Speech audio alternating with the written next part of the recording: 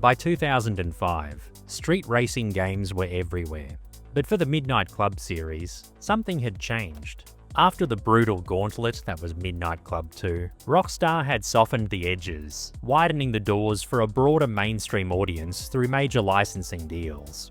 My name is One Hip, and thanks for clicking on this video. This is my first time playing through Midnight Club, and it's been fun so far. In this retrospective, I'll be exploring Midnight Club 3's background, gameplay, soundtrack, and legacy. For footage, I'm emulating the PS2 version of the remix, which I managed to snag a few months ago for $18 redos. And as far as I'm aware, the only differences between the original and remix are additional assets and an extra city, Tokyo, with its own challenges. Anyway, here's my retrospective of Midnight Club 3 Dub Edition. Let's go!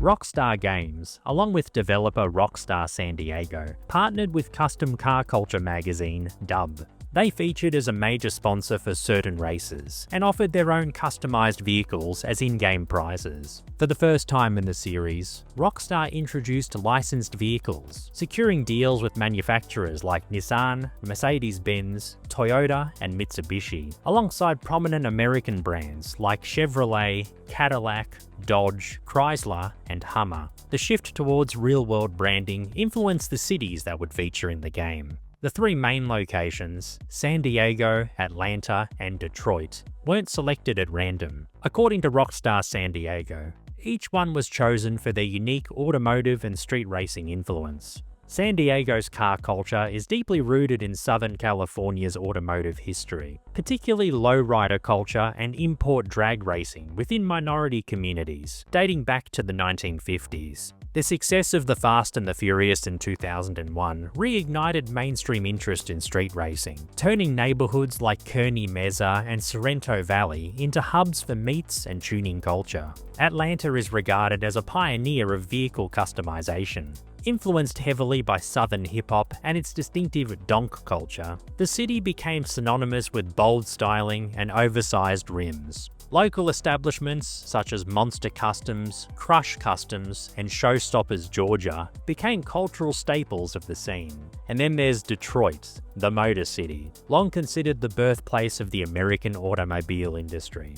Major brands like General Motors, Ford, and Cadillac were founded there. While Detroit's industrial dominance declined due to decentralization, automation, and population loss, its significance in American automotive history is undeniable.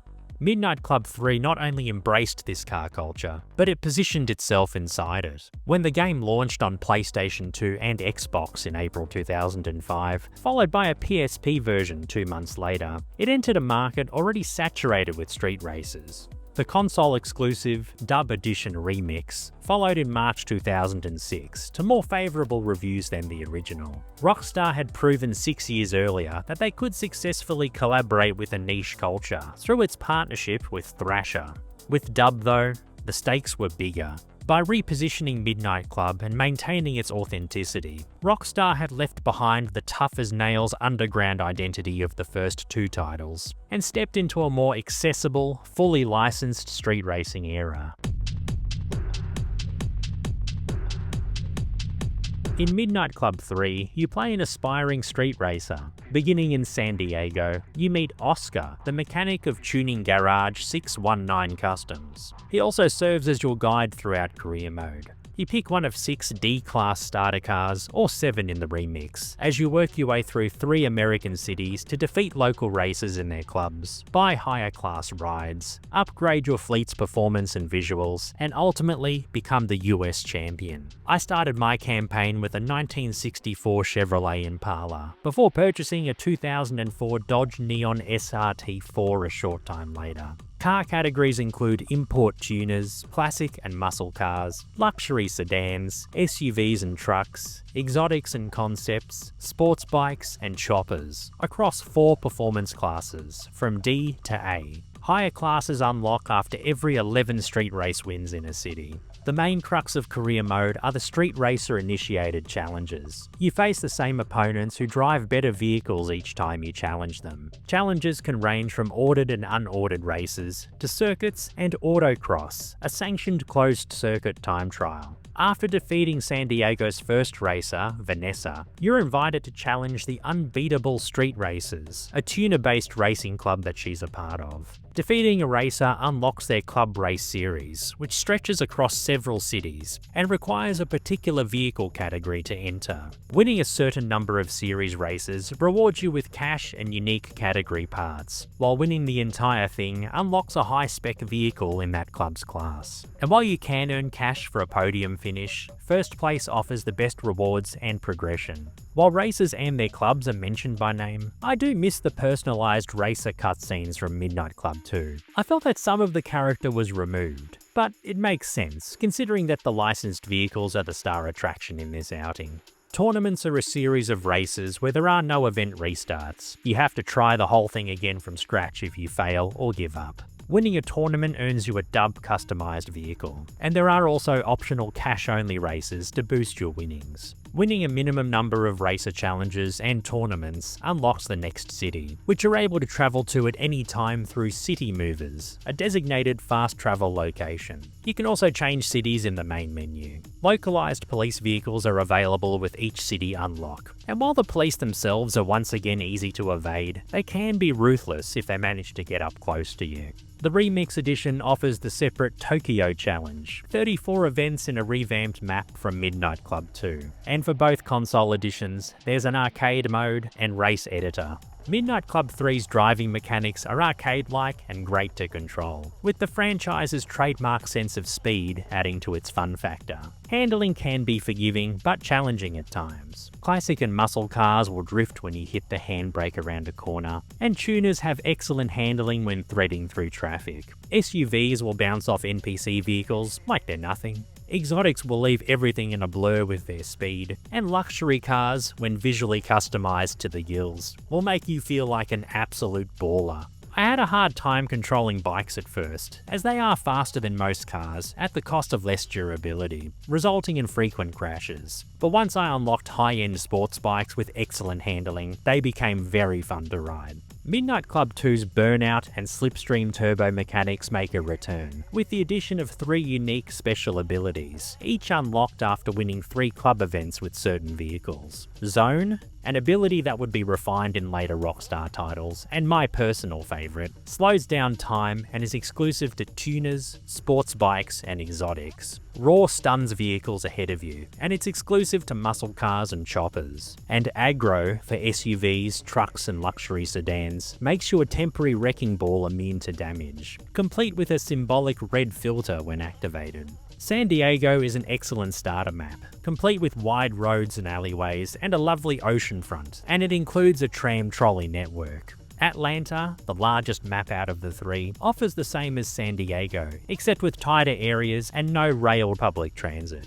And Detroit, offering a train line and gritty environment, delivers narrow alleyways and highway on-ramps, wide industrial areas, and blind turns, all under winter conditions. While San Diego and Atlanta were straightforward to deal with, Detroit feels closest to the punishing layouts of earlier Midnight Club games. It truly tests your skills, and it's an appropriate final level. In terms of difficulty, Midnight Club 3 is much easier than previous games. I was able to defeat better equipped racers with lower spec vehicles, albeit with moderate upgrades. In Midnight Club 1 and 2, a crash often meant a restart. But in 3, I was able to catch up and at least reach the podium on most occasions, thanks to nitrous and special abilities. And such blunders would usually be something that I did, rather than due to game design. Nonetheless, racing through these iconic automotive cities put a smile on my face. Ragdoll from pedestrians is out, and they now jump out of the way. Or if they can't in time, you just drive right through them. It's not hard to imagine that with licensed vehicles involved,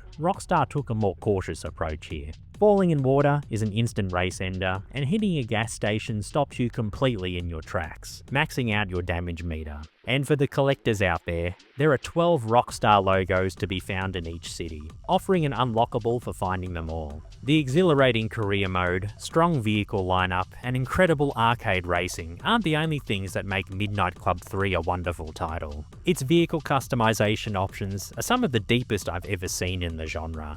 As well as the usual visual and performance upgrades, Midnight Club 3 upped the ante to include offerings either unique to the game or rarely seen in other titles. These include chop-top roofs for certain vehicles, wheelie bars, brush guards, adjustable wheel and rim dimensions, customizable nitrous flame colors, color shift paint, badges, custom license plates, and for bikes, unlockable rider avatars. The options are outstanding, and you can really go all out to suit your style. And of course, hydraulics and airbags, not the ones that aid you in a crash, can be fitted. I loved exploring the options for each of my owned vehicles, and customization is another of the game's huge strengths. Another feature that surprised me immensely was Midnight Club 3's massive and eclectic soundtrack. And as someone who grew up on the Need for Speed Underground games, I didn't expect this soundtrack to rival it, but in many ways, it does. Thanks for still being here with me. I hope you're enjoying this one. If you want to see new content, be sure to subscribe to the channel so you don't miss out. Thanks for your support as always. And anyway,